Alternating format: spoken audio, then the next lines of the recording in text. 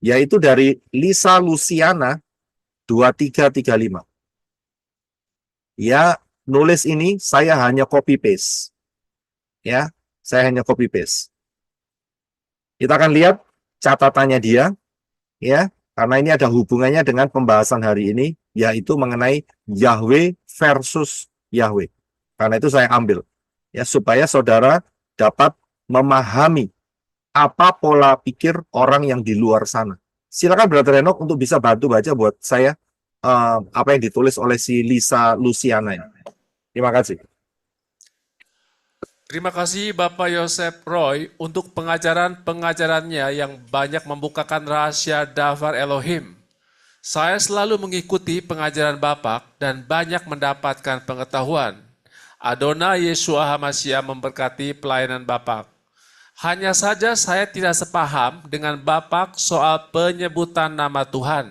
Bapak Yosef Roy standar ganda. Anda menyalahkan orang-orang yang memanggil nama Yesus dan Allah dengan alasan nama Yesus bukan bahasa Ibrani dan Allah adalah sesembahan agama lain. Sementara Anda dan kelompok Anda memanggil Yahweh yang notabene bukan bahasa Ibrani dan merupakan nama dewa yang tidak disembah secara eksklusif oleh orang Israel. Namanya mungkin dimulai sebagai julukan kepada El, dewa tertinggi dalam panteon Kanaan. Referensi terawal yang menyebut nama Yahweh didapat dari catatan Mesir kuno yang menempatkannya sebagai sesembahan di antara kaum nomad di kawasan selatan Transjordan. Apakah Tuhan itu begitu eksklusifnya sehingga hanya boleh dipanggil dalam satu bahasa saja? Kalau Tuhan hanya boleh dipanggil dalam satu bahasa saja, berarti Tuhan harus disalahkan. Mengapa Tuhan mengacau balaukan bahasa? Bukankah Tuhan itu bukan hanya Tuhan untuk satu bahasa saja, tapi Tuhan untuk semua suku, kaum, dan bahasa? Saya percaya Tuhan tidak akan menolak dipanggil dalam bahasa apa saja. Dan Tuhan itu bukan robot. Dia tahu ketika manusia memanggilnya dalam berbagai bahasa, itu ditujukan kepada siapa? Kembali ke pola Ibrani, memang benar, tapi bukan berarti Tuhan itu menjadi Tuhan yang eksklusif, yang hanya boleh dipanggil dalam satu bahasa saja. Terbukti Alkitab Perjanjian Baru diizinkan Tuhan ditulis dalam bahasa Goyim. Ya, terima kasih. Ya, terima kasih. Kita akan lihat ya. Dari tulisan si Lisa ini, kita akan lihat satu persatu. Yang pertama adalah, ya, saya perhatikan yang saya garis merah ya, yang saya tulis highlight merah ya. Saya tidak sepaham. Buat saya, manusia diciptakan mempunyai hak pilih. Mau sepaham nggak sepaham, itu adalah hak saudara. Ya, tapi ingat, jangan sampai saudara tersesat. Itu saja. Ya, jadi untuk masalah sepaham atau tidak sepaham, manusia punya kehendak bebas. Tapi ingat, salah jalan 4M. Ya, salah jalan adalah 4M. Ya, tahu ya, mati-mate, mampus modiar, itu 4M. Silakan saudara tidak sepaham, itu bukan urusan saya. Ya, ya saya terus terang boleh melihat saudara mempunyai keberanian dan catatan yang saudara berikan ini, akan membawa banyak berkat buat orang-orang untuk mengenal nama Yahweh dengan luar biasa. Ya, itu mengenai soal sepaham atau tidak sepaham. Di setiap manusia punya kehendak bebas, tapi ingat, jangan salah pilih. Salah pilih 4M. Mati mampus, mati mautia. Ya, oke. Yang seterusnya. Dikatakan bahwa saya punya standar ganda. Oke. Kalau standar ganda berarti kalau saya khotbah, saya pakai nama Yahweh, nama Yeshua, tapi nanti kalau di luar saya pakai nama Yesus dan Allah. Itu namanya standar ganda.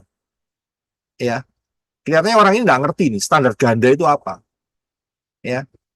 Saya bawa Davar Elohim di tempat ini dan juga sehari-hari saya tetap memanggil nama Yahweh di dalam Yeshua HaMashiach. Saya sudah membuang nama Yesus dan Allah karena saya sudah paham sekali Nah, kok bisa dikatakan standar ganda? Ini rada aneh, saudara. Standar gandanya itu di mana, gitu loh. Kalau standar ganda itu kan berarti bermuka dua, namanya ganda. Ya kan, kan berarti bermuka dua. Kalau kok lagi khotbah, ngomong Yahweh, ngomong Yeshua, nanti nek lagi ngobrol, ngomong Yesus sama Allah, ya itu standar ganda. Gitu loh. Ya kan, Bunglon, Pak. gimana brother? Brother, Bukan Pak, motor Pak, motor kagak Pak, jaga dua. Bunglon, Pak. Kayak bunglon, Pak. Standar Iya. ganda itu. Ya, saudara bisa buktikan dalam ministry yang Bapak yang percayakan, saudara bisa lihat dari teman-teman yang ada di pelayanan, saya tidak berstandar ganda. Ya, saya sudah membuang nama Yesus dan nama Allah. Ya, saya pakai karena saya sudah tahu kebenaran ini yaitu Yahweh di dalam Yeshua HaMashiach. Jadi saya tidak ada standar ganda. Oke, sekarang berikutnya saya akan lanjutkan. Anda menyalahkan orang-orang yang memanggil nama Yesus dan Allah dengan alasan Yesus bukan bahasa Ibrani dan Allah adalah sesembahan agama lain. Sekarang, Yesus itu bukan nama bahasa Ibrani, ya memang benar. Begitu loh. Yesus itu berasal dari bahasa Indonesia, saudara. Iya kan? Yod, Shin, Waw, Ayin itu nggak bisa diucapkan Yesus. Jelas. Ya. Betul. Sangat jelas. Mana bisa Yod, Shin, Waw, Ayin ngomongnya Yesus atau Yesus. Nggak akan pernah bisa, saudara. Yod, Shin, Waw, Ayin bacanya Yeshua. Jadi betul, nama Yesus bukan bahasa Ibrani. Memang bahasa Indonesia, bahasa Surabaya. Ya, bahasa Indonesia Yesus itu.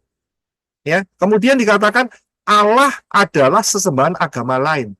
Nah, ini yang di tempat sini itu sudah dapat S3 semua, saudara. Ya, Allah adalah sesembahan dari titik. Siapa yang mau jawab? Apa martabak? Lah, Berbintang dua, berbintang dua. Betul, Bro Brisco. Dari Arab. Lagi mimpi itu, Pak.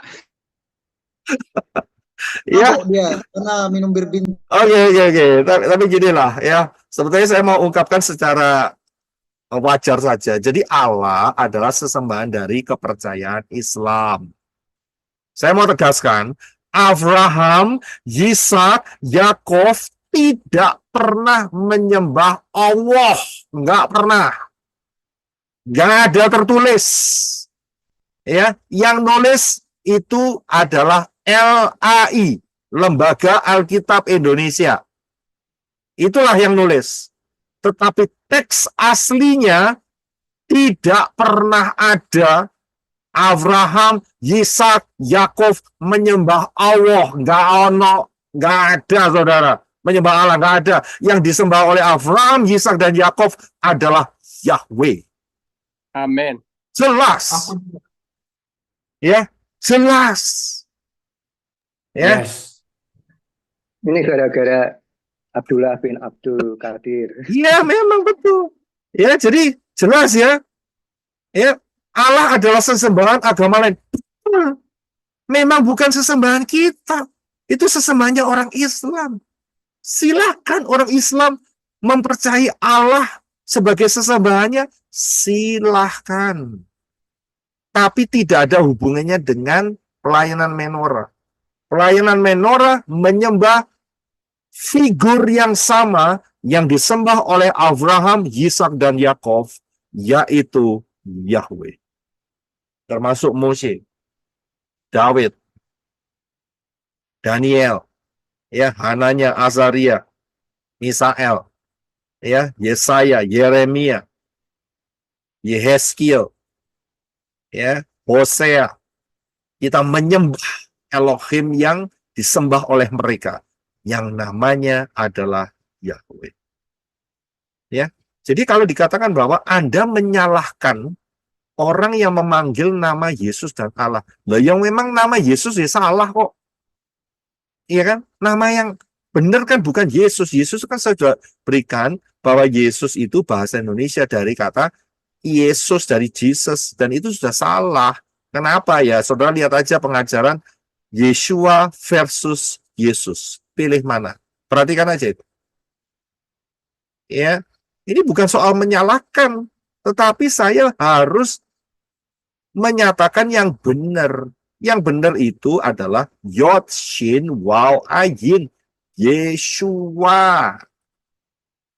Ya, Yeshua. Ya. Dan ingat ya, yang menyembah Allah adalah Islam. Ya, saya setuju. Itu hak mereka. Nggak ada urusannya dengan saya. Ya, jadi jelas. Yang berikutnya. Ya, dikatakan bahwa sementara Anda dan kelompok Anda memanggil Yahweh yang notabene bukan bahasa Ibrani dan merupakan nama dewa yang tidak disembah secara eksklusif oleh orang Israel. Saudara bisa merasakan spiritnya. Namanya mungkin dimulai sebagai julukan kepada El, dewa tertinggi dalam panteon Kanaan. Referensi terawal yang menyebutkan nama Yahweh didapat dari catatan Mesir kuno yang menempatkannya sebagai sesembahan di antara kaum nomad itu berpindah-pindah di kawasan selatan Transjordan. Ya, so bisa lihat, ingat loh, nama Yahweh itu sudah ada sejak zaman Enos. Kejadian 4:26. Bagi Seth, seorang anak laki-laki telah dilahirkan baginya juga, dan dia menyebut namanya Enos, maka orang mulai berseru dalam nama Yahweh. Zaman ini sopo? Enos, bukan Mesir kuno. Sudah bisa lihat? Dan tadi di atas saya sudah jelaskan, terjadi pergeseran selama 2000 tahun. Pertanyaannya gampang. Mau percaya sama catatannya Mesir kuno, atau percaya kepada Dafar Elohim Yahweh? Itu saja. Pilihannya cuma di situ. Apakah keselamatanmu berdasarkan catatan Mesir kuno? Itu aja pertanyaan saya. Ya, karena kamu menolak Yahweh, wah, saya bilang, ini dia, persis seperti yang saya ungkapkan selalu tiap minggu. Di luar akar pola Ibrani yang benar, miskin. Termasuk catatan Mesir kuno. Saya bisa lihat, nama Yahweh itu bukan dari Mesir tok loh. Saya bisa lihat, saya sudah jelaskan kan di atas tadi. Ya, nama Yahweh itu sudah ada zaman Enos. Seth pun sudah tahu, Adam pun berjumpa muka dengan muka sebelum kejatuhannya. Saya bisa lihat, Kejadian pasal 3 itu ada nama Yahweh di situ. Lah kok berani-beraninya saudara hanya mencomot dari ya catatan Mesir kuno? Itu jauh sekali. Ya, sangat-sangat jauh. Lihat tuh, sebelah kanan, 2000 tahun. Ya, 2000 tahun. Sekarang kita mau percaya sama siapa? Kalau saya percaya kepada Dafar Elohim firman Yahweh.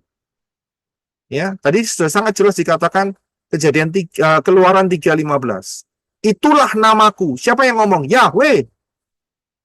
Ya, Yahweh, Elohim Abraham, Elohim Yisak, Elohim Yakov. Itulah namaku. Nah, siapa sih ngomong? Masuk catatan Mesir kuno. Waduh. Ya.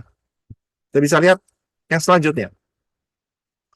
Apakah Tuhan itu begitu eksklusif sehingga boleh dipanggil dalam satu bahasa saja?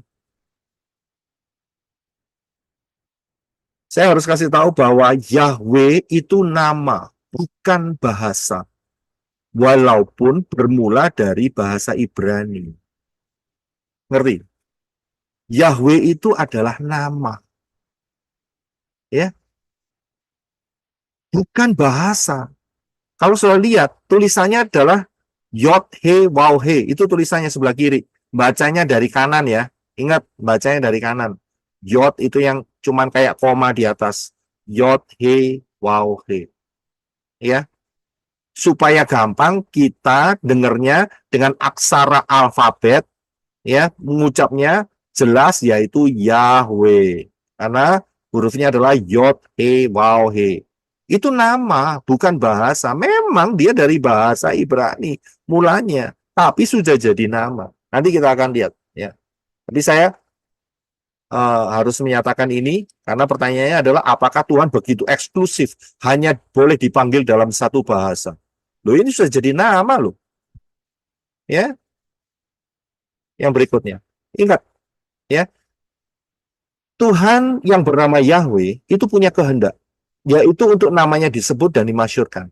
Keluaran 3:15, Mazmur 105 ayat 1, 1 Tawarikh 16 ayat 8, dan masih banyak lagi.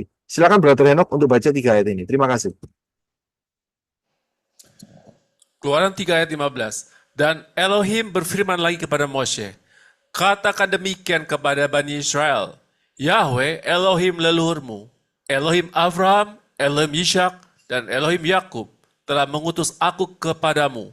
Itulah namaku untuk selama-lamanya, dan itulah pengingat bagiku turun-temurun. Mazmur 105 ayat 1.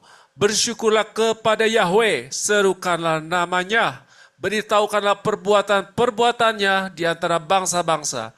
1 Tawarikh 16 ayat 8. Bersyukurlah kepada Yahweh, panggilan namanya, beritahukanlah perbuatan-perbuatannya di antara bangsa-bangsa.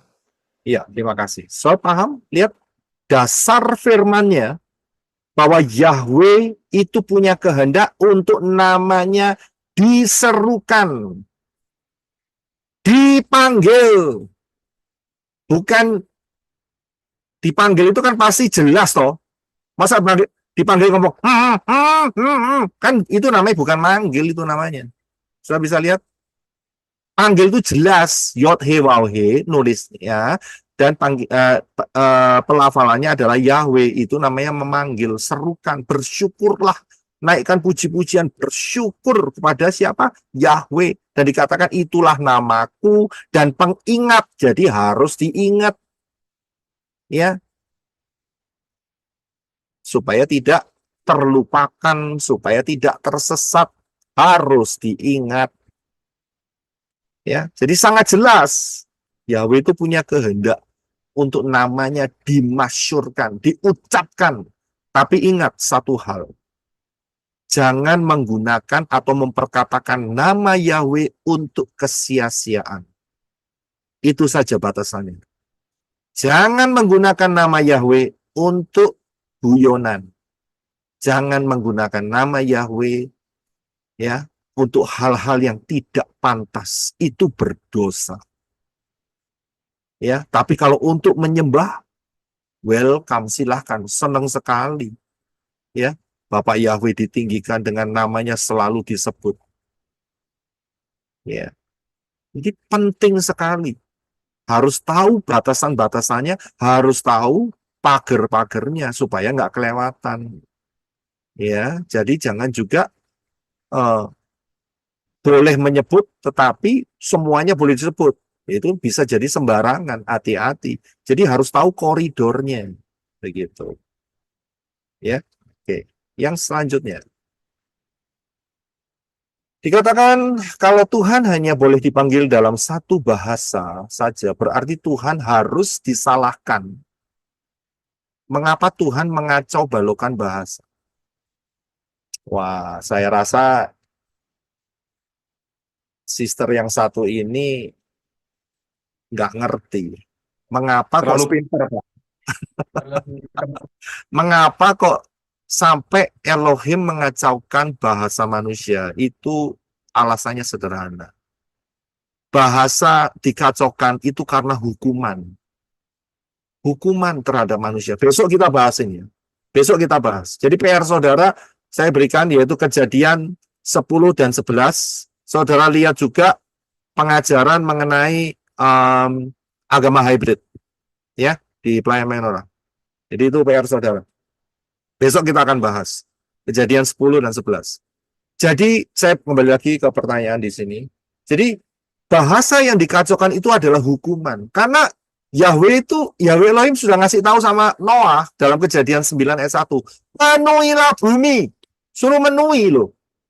Suruh beranak cucu, suruh menuhi. Tetapi apa yang dikatakan saat zamannya Nimrod, Kejadian 11 ayat 4, yaitu saat pembangunan daripada Menara Babel, ya, mereka berkata, mari kita membangun bagi kita sebuah kota dan sebuah menara yang puncaknya di langit dan membuat bagi kita suatu nama supaya kita jangan tercerai-berai ke seluruh muka bumi.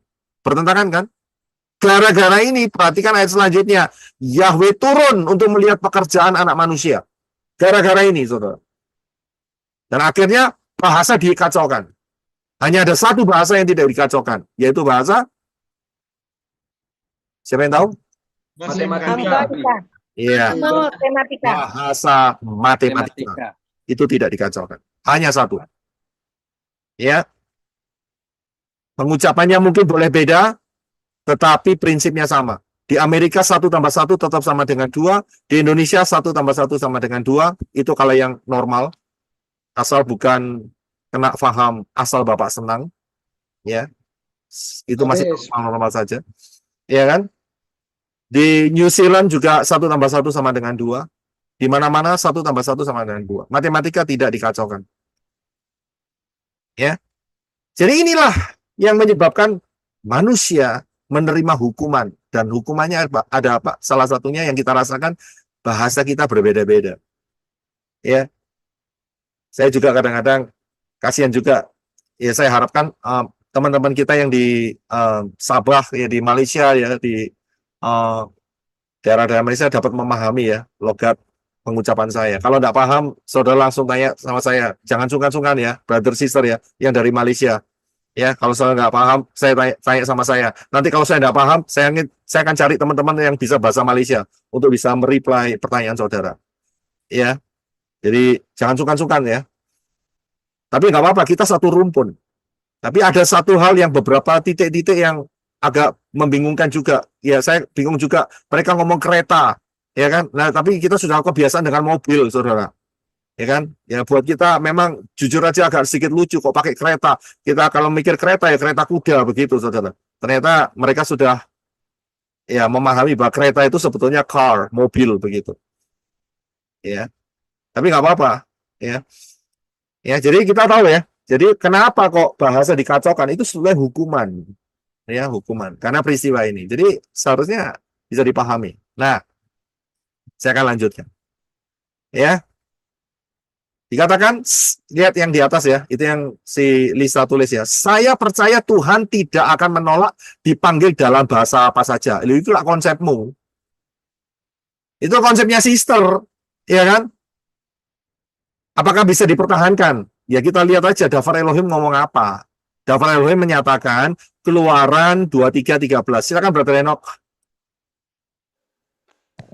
Keluaran 23 ayat 13. Dan dalam segala hal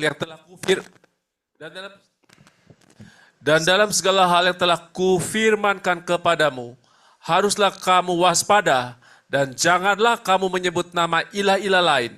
Hal itu janganlah terdengar dari mulutmu. Iya, terima kasih. Soalnya bisa lihat, ya sister boleh ngomong, saya percaya Tuhan tidak menolak dipanggil dalam bahasa saja. Ya itu konsep sister. Tapi ingat loh, Dafar Elohim, pencipta langit dan bumi itu menyatakan, Keluaran 23:13. Jangan kamu menyebut nama ilah-ilah lain, dan itu jangan terdengar dari mulutmu. Soalnya jangan ngomong gini, loh tadi kok ngomong Yesus sama Allah. Loh saya ini menjelaskan, maksud ayat ini adalah kamu jangan menyebut di dalam posisi pengagungan, penyembahan, ya, penghormatan kepada ilah-ilah lain. Itu tidak boleh. Tidak boleh. Itu kekejian bagi Bapak Yahweh. Ya, dalam segala hal yang telah kufirmankan kepadamu, haruslah kamu waspada. Jadi harus menjaga mulut kita. Jangan kamu menyebut nama ilah-ilah asing. Nggak boleh.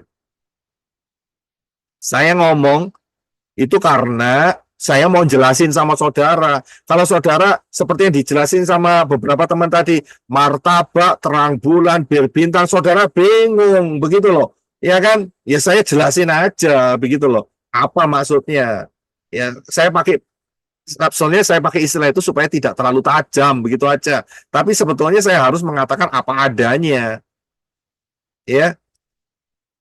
Jadi Bapak Yahweh tidak ingin dari mulut kita ada pengagungan, ada menyebutkan penghormatan atau merasa Wow, begitu ya. Untuk menyebut nama ilah-ilah asing. Tidak boleh, saudara. Dan tidak boleh terdengar dari mulut. Tidak boleh sama sekali. Saya bisa lihat itu transfer spiritnya besar sekali. Hati-hati. Ya, jadi saudara paham dalam hal ini. Pak Roy, Yahweh is a jealous Elohim. Betul Yes, kan? iya betul. Ya, oke. Terima kasih. Betul. Yahweh itu cemburu sekali. Ya, jadi dalam posisi pengajaran saya mengajar ya saudara bisa mendengarkan saya mengucapkan nama ilah-ilah asing, tapi kan saya menjelaskan ya bahwa mereka-mereka ini spirit-spirit roh-roh jahat begitu loh. Ya, kan nggak ada maksud untuk menyembah begitu. Ya, jadi saudara dapat memahami. Nah, dikatakan dan Tuhan itu bukan robot. Aduh, saya berkata, nek Tuhan robot lah kamu jadi apa gitu loh. Iya kan? Ya, ya memang Tuhan bukan robot. Ya, jadi hati-hati nih kalau ngetik gitu. Ya kalau Tuhan robot lah kamu apa gitu aja. Jawab sendiri. Ya, oke. Kemudian dikatakan, ya, dia tahu ketika manusia memanggilnya dalam berbagai bahasa itu ditujukan kepada siapa? Perhatikan pertanyaannya. Dia tahu ketika manusia memanggil dalam berbagai bahasa, ya, dia tahu ditujukan kepada siapa. Enggak usah Tuhan deh. Saya saja tahu kok. Enggak usah Tuhan. Terlalu tinggi. Saya saja yang masih di bumi. Kalau ada orang panggil Baal, apakah dia manggil Yahweh sebagai pencipta langit dan bumi? Jawabannya adalah No. ya. Kalau orang memanggil Tamus, apakah dia memanggil Yahweh pencipta langit dan bumi? Salah besar. Ya. Kalau orang memanggil Kuan Im, apakah dia memanggil Yahweh pencipta langit dan bumi? Ya enggak lah ya. Kemudian kalau orang memanggil Brahma, apakah dia memanggil Yahweh pencipta langit dan bumi? Kalau orang memanggil Siva, apakah dia memanggil Yahweh pencipta langit dan bumi? Apakah kalau orang memanggil Zeus, apakah dia memanggil Yahweh pencipta langit dan bumi? Kalau orang memanggil Allah, apakah dia memanggil Yahweh pencipta langit dan bumi? Kalau orang memanggil kami, oke. Siapa tahu kami? Kami ini dewanya siapa? Jepang. Ya, terima kasih. Siapa ini yang jawab ini? Kami itu adalah dari kepercayaan Shinto. Ya, bukan kami bahasa Indonesia, saudara. Nanti saudara salah lagi. Ya, kami ini adalah sesembahnya Jepang, Shinto. Ya. Kalau orang memanggil kami, apakah dia memanggil Yahweh pencipta langit dan bumi? Kalau orang memanggil Yesus, apakah dia memanggil Yahweh pencipta langit dan bumi? Jawabannya adalah jelas. No.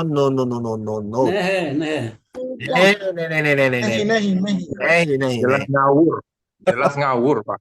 Tidak. Mereka dewa-dewa asing punya nama sendiri-sendiri. Halo. Saya bisa lihat. Dan mereka memanggil nama-nama sesembahnya mereka sendiri. Dan mereka tidak memanggil nama Yahweh. Kalau mereka mau memanggil nama Yahweh, mereka harus kembali ke posisi yang benar, di mana Yahweh berfirman melalui Yeshua HaMashiach. Itu benar. Saya bisa lihat. Nggak susah mestinya. Sekarang saya mau tanya ini.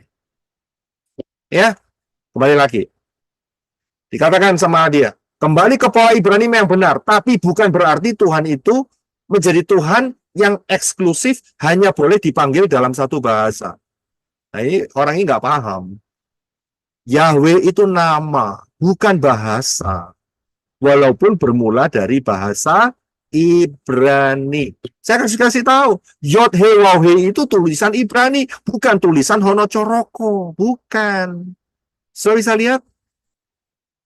Jadi Yod He Waw He itu tulisan Ibrani, memang tulisan Ibrani, tapi Yahweh itu adalah nama. Ya, bukan bahasa. Gitu. Bahasa itu hanya pengantarnya saja untuk menunjukkan nama. Siapa yang tahu orang ini? Ireng Maulana. Terima kasih Brisco. Waduh, orang musik pasti tahu nih orang ini. Iya, betul. Namanya adalah Ireng Maulana. Ya, dia adalah pemain jazz. Ya, yang saya mau fokuskan bukan orangnya, tetapi nama depannya yaitu Ireng. Nah, saya tuliskan arti kata ireng itu adalah hitam, saudara. Ya, ireng merupakan sebuah kata sebelah kanan ya, yang berasal dari bahasa Jawa yang artinya hitam. Kata ireng masuk ke dalam kategori bahasa Jawa ngoko. Ngoko itu kasar. Ya, maknanya ireng, tegese, atau maknanya adalah hitam.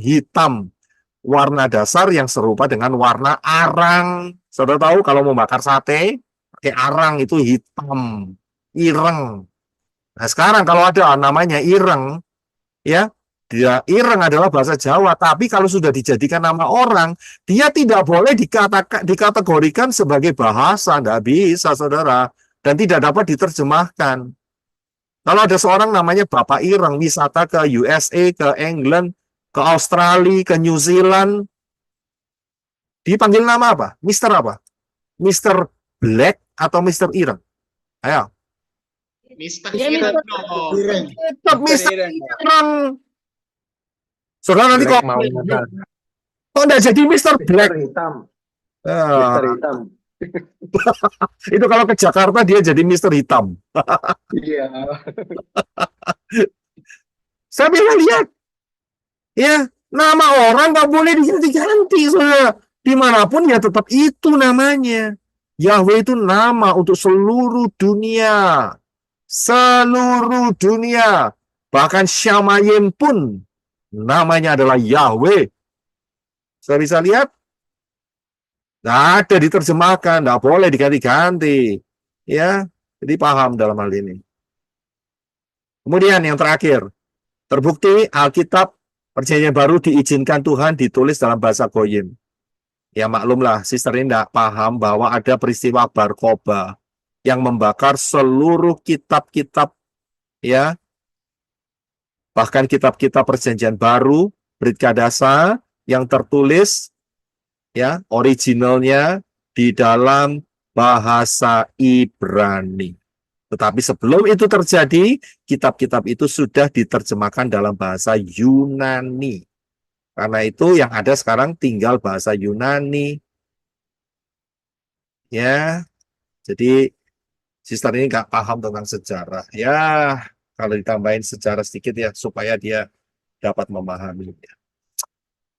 Haleluya, puji Bapak Yahweh.